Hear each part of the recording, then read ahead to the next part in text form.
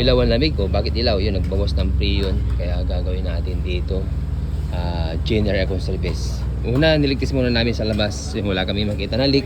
Kaya ito na, general lang gagawin natin dito mga kababayan. Yan.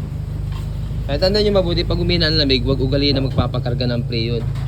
Dahil pag nagpakarga ka ng preyon, yung langis sa compressor, ano yan? Lumalabas yan hanggat maubusan ng langis yung compressor mo. Yun, mapagastos tayo. Okay, so ito yung ginagawa natin.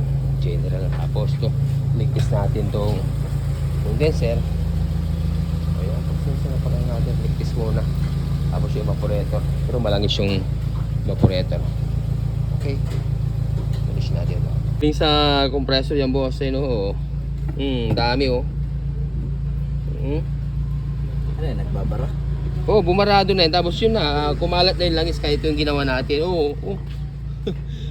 Pag may leak nga, yun, pumupunta dito yung langis. At saka yun, yung langis sa compressor, maubusan siya.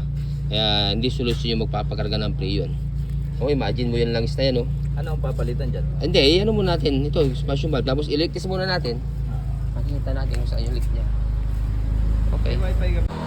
Oh, hello mga boss. Oh, ito yung dahilan kaya humina ang lamig ng aircon mga kababayan. Tapos ang daming langis to, itong evaporator. Ayan, nakikita nyo dito. Ayan, yun. Malit lang, oh. Kabuhok. Kailangan pagligtis mga kababayan. Yan, matyaga tayo. Dahil ganyan, pag nilubog mo, ay, walang leak. So, kailangan sa experience natin, kailangan matyaga tayo mga boss. Ayun, oh.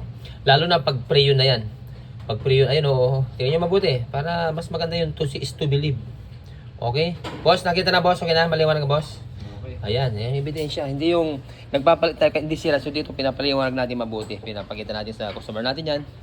Alright, so dito yan guys. Palamagin natin to.